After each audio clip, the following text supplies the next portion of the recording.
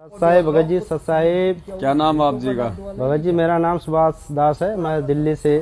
अच्छा अच्छा, सुभाष जी हैं क्या आप? हाँ भगत जी। अच्छा अच्छा अच्छा अच्छा अच्छा। तो अभी आप कहाँ से आ रहे हैं? दिल्ली से सीधे? दिल्ली से आए भगत जी। चलो दया परमात्मा की। और आप तो काफी समय से साथ संगति से जुड़े हुए हैं। हाँ जयपुर भी आए थे आप? हाँ भगत जी, जयपुर भी आए। और जयपुर के बाद शायद अब यहीं आए हैं आप।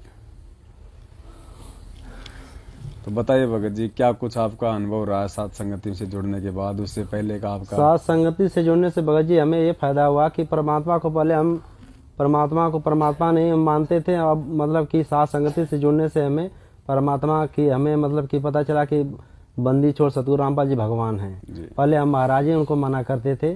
साथ संगति से जुड़ने से हमें ये पता चला कि ये तो बंदी छोड़ सतगुरु रामपाल जी भगवान हैं जी। हमें हाँ भगत जी, इतना हमें मतलब कि प्राप्ति हुई। और मतलब कि आपके लाइव देखने से हमें बहुत ही मतलब कि फायदा हुआ।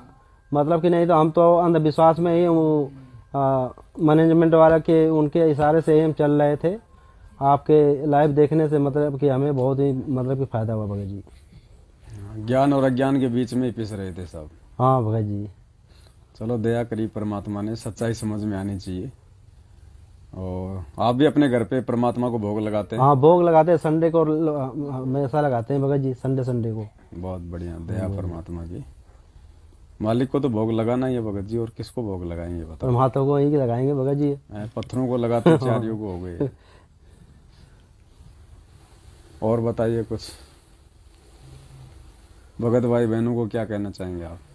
भगत भाई बहनों को हम यही कहना चाहेंगे भाई कि साथ संगति से जुड़े और साथ संगति में आने का प्रयास करें। यहीं से मतलब कि पांचवा आगे पूरा होगा। जब तक ये साथ संगति से नहीं जुड़ेंगे, जब तक साथ संगति में नहीं आएंगे, पांचवा आगे पूरा नहीं हो पाएगा। घर पर बैठने से भक्ति नहीं सुचारू रूप से नहीं चल पाएगी। जब तक साथ संगति से नहीं जुड़ोगे, जब तक नहीं साथ संगति में आओगे, तब तक पांचवा आगे पूरा नहीं हो पाएगा। जब तक पांचवा आगे नहीं पूरा होगा, तब तक भक्ति नहीं चलेगी।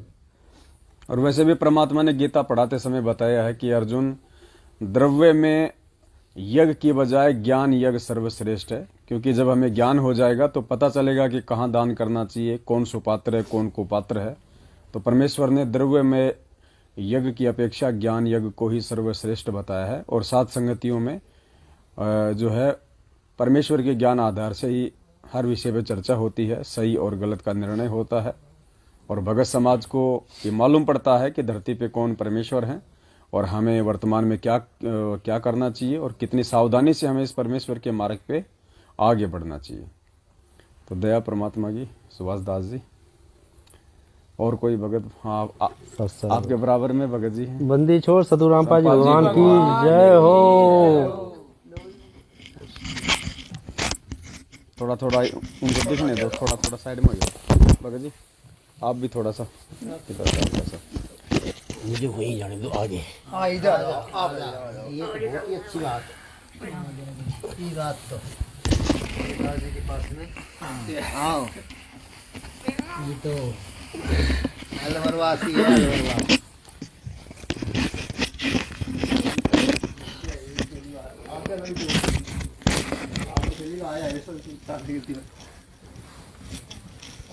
बंदी छोड़ सतगुरु रामपाल जी भगवान की जय हो। देखो, मैं दिल्ली से आया हूँ, सोनिया बिहार से। नाम मेरा रामदास है। और मैंने परमात्मा की भक्ति में बहुत विरोधता करी है लोगों से क्या, अपने परिवार से। तो मतलब मैं नाम लिया मैंने, और चौथे महीने में सतनाम मिल गया था। तो रोज घर पे विरोध होता हमारे। थोड़ा सा माइक को थोड़ा दूर हल्का सा बस। बड़ा लड़का और मिसेज दोनों शाम को वो लड़का आ जाए ड्यूटी से और विरोध करना चालू हुई। अब वो परमात्मा को गाली बकें, उल्टा सीधा बोले। अब मुझसे वहाँ बर्दाश्त नहीं हुए। मैं कभी चलो परमात्मा ही करवा रहे हैं ये काम भी। मौका काल का जाल है भाई, इनके ऊपर भी हमारे ऊपर भी सबका ही है। चलती रही बात, चलती रही 2 महीने, 4 महीने, 6 महीने। चलता रहा विरोध। उसके बाद में क्या हुआ कि एक रोज ज़्यादा हो गया कुछ, घरवाली कहने लगा आज तुम मुझे एक बात बता दो। मैं कहा हाँ बोलो। तो कहने लगा या तो आज तुम्हें रामपाल को अपनाना पड़ेगा या मुझे अपनाना पड़ेगा, या तो मुझे छोड़ो या रामपाल को छोड़ो। मैंने एक दफ़ा सुनी, फिर मैंने छोड़ दिया। मगर पता क्या पता गुस्से में कह रही हो।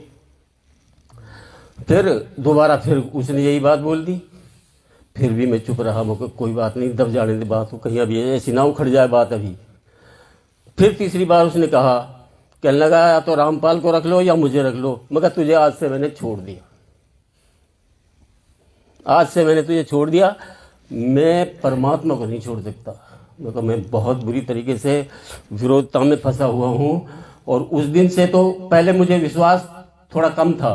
4 महीने के बाद में जब मैंने सतनाम लिया है तो ज़्यादा मतलब फिर उस दौरान में मैंने पवनदास की वीडियो देख ली। पवनदास की वीडियो देखी तो हमारे कोल्ड इंटर सेंटर के वो हैं वहाँ पे 5, 7, 10 उनका ज़्यादा जोर है थोड़ा मैनेजमेंट वालों का। तो राजेंद्र दास है, वो कहने लगा भाई तुम्हारा तो नाम खंड हो गया, तुम्हें तो नाम शुद्ध करवाना पड़ेगा। मैंने कहा मेरा नाम खंड हो गया कैसे? कहने लगा तुमने तो पवनदास की वीडियो सुनते हो तुम? मैं कहा हाँ यार सुनता तो हूँ, ये तो मैंने गलती करी है इसका मतलब। तो फिर कहने लगा तो नाम शुद्ध करवा के आओ। मैं कहा भाई मैं नाम शुद्ध ना करवाऊँ। मैं कहा मेरा नाम खंड है तो खंड ही रहने दे इसको। हाँ मैं कहा मैं नाम शुद्ध ना करूँ। मगर परमात्मा आएंगे कभी जब वही करेंगे नाम शुद्ध। मगर मेरा बस की नहीं नाम शुद्ध करवाना। ये नामदान केंद्रों पे जाके मैं नाम शुद्ध नहीं करवा सकता। तो बात चलती रही। उसके बाद में अब ऐसी हालत हो गई है घर में कि एक दूसरे से बोलना बंद हो गया। घरवाली से तो बिल्कुल ही बंद हो गया। वो तो मैं अगर कहीं जाता हूँ, मैं अब यहाँ आया हूँ, किसी से बोल के नहीं आया। और वो कहीं जाते हैं तो मुझसे पूछ नहीं है, चुपचाप निकल जाते हैं। तो मगर चलो कोई बात नहीं, ये भी चल रहा है तो कोई ना कोई काम चलने दे इसको। अब जिस दिन से पवनदास जी की वीडियो सुनी है उस दिन से बहुत आनंद आया है। भक्ति भी बढ़िया चल रही है। अकेला रहता हूँ ऊपर। देखो 65 साल की मेरी उम्र है, 64-65 की साल, बस 63 की होगी या 64-65 की हो गई है। और मैं अकेला एक कमरे में 6 बाई 5 6 फुट 5 फुट उस मतलब एक बाथरूम था, वो बना के छोड़ दिया था और इस्तेमाल नहीं करा था। तो उसको साफ करके उसमें रंग कली करके और मैं उसमें रहने लगा अलग। आज स्थिति यह है कि मैं अपने हाथ से खाना बनाता हूँ, अपने हाथ से कपड़े धोता हूँ, अपने बर्तन धोता हूँ, सब कुछ अपना काम अपने का आप करता हूँ। तो फिर बीच में बड़ी बहू थी, वो कहने लगी कि भाई पापा जी की रोटी खाना मैं बना दिया करूँगी। तो मैंने कहा मगर अच्छा मेरा काम नहीं लगा, मैं बगैर काम क्या था। मैंने परमात्मा से कहा मगर परमात्मा कम से कम इतना काम तो मुझे दो, 100 रुपये का कम से कम मेरा खुद का खर्च चल जाए। अब मैं इनके अधीन इनसे कैसे मांगूं? मैंने कभी मांगा नहीं इनसे आज तक बच्चों से, तो मैं आज भी इनसे कैसे मांगूं मैं? तो उन्होंने क्या करा, 100 रुपये की बजाय दिया 500 रुपये का काम, 14-15 हज़ार रुपये का काम वहीं पे दरवाजे से निकला, गली के नुक्कड़ पे काम वहीं। मैंने कहा ये अच्छा है। अब वो मेरे भक्त जो मेरे सेवक मेरे साथ जो रहने वाले हैं, सतसेवक जो हैं, सतसेवक कौन है? एक सुभाष दास है, एक मैं हूँ, 2 ही हैं वो सोनिया विहार में, बाकी सारे मैनेजमेंट वाले हैं। तो या तो ये आ जाता है मेरे घर पे जब भोग लगता है परमात्मा को शाम को, या फिर दिन में 10 बजे इसके घर पे भोग लगता है तो मैं चला जाता हूँ। बस इतनी हालत है। हर इतवार को हर संडे को भोग लगता है परमात्मा का और कोई दिक्कत नहीं है। अब पहले अकेलापन महसूस करता था कि भाई घर वालों से विरोध हो रहा है, झगड़ा हो रहा है। तो और आज मतलब या तो मैं रहता हूँ उस कमरे में या परमात्मा रहते हैं, बस दो ही आदमी। तो उस दिन से अब मुझे शांति है, कोई परेशानी नहीं है कैसी भी किसी तरीके की। मेरा काम लग गया। अब उन्होंने कहा, कहने लगा हमारे बाल बच्चों का घर है, बहू बेटियों का घर है, हम बाहर के आदमियों को अंदर नहीं आने देंगे। घर वालों ने कहा। मैं कहा मेरी सुन लो बात, अगर मेरा काम लग गया तो मैं अलग कमरा तुम्हारे घर के सामने ही लेके रहूंगा और उसमें मैं साथ संगति करूंगा, उसमें बुलाऊंगा मैं अपने मेरे आदमी जो हैं। तो अब उनको इस खतरे से ना बहुत ज़्यादा झटका लगा और मेरा लग गया उधर काम। मैंने उनको बोल भी दिया, मैं कहा अब अगर तुमने कहा कि भाई बाहर किसी आदमी को नहीं आने देंगे ऊपर, मैं तीसरी मंजिल पे रहता हूँ ऊपर लास्ट फ्लोर पे।